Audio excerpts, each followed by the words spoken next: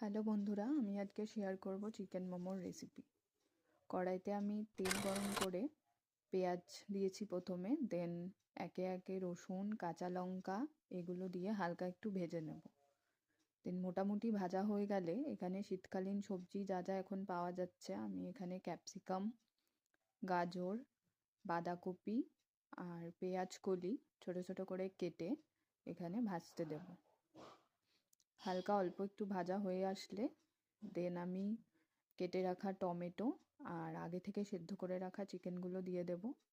দেন আরও কিছুক্ষণ ভাজার পর আমি ঘরোয়া মশলা যা যা আছে আমি সেগুলো দেব। যেমন এখানে আমি দিয়েছি নুন, হলুদ, গোলমরিচ গুঁড়ো, কাশ্মীরি রেড মির্চা আর চাট মশলা অল্প করে।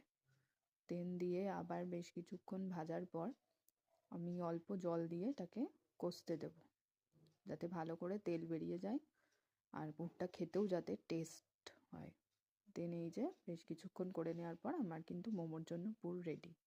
আর আমি স্যুপ আগে থেকেই বানিয়ে রেখেছিলাম আর রেসিপিও আমি শেয়ার করে দিয়েছি, আপনারা চাইলে দেখে নিতে পারেন। আর আমি 2-3 ঘন্টা আগেই ময়দাটা মেখে নিয়েছিলাম, ভালো করে ময়ম দিয়ে মেখে নিতে হবে। মেখে 2 ঘন্টার জন্য রেস্টে রাখলেই এনাফ।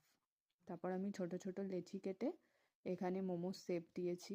মোমোর শেপ নিয়ে প্লিজ কেউ জাজ করবেন না, আমি এটা ফার্স্ট টাইম ঘরে ট্রাই করলাম মোমো, বাট খেতে কিন্তু সত্যিই ভালো হয়েছিল।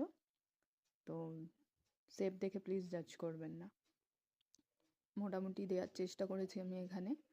আর তারপর আমি 4-5টা মোটামুটি হলে 10 মিনিটের জন্য স্টিম করে নিলেই রেডি হয়ে যাবে।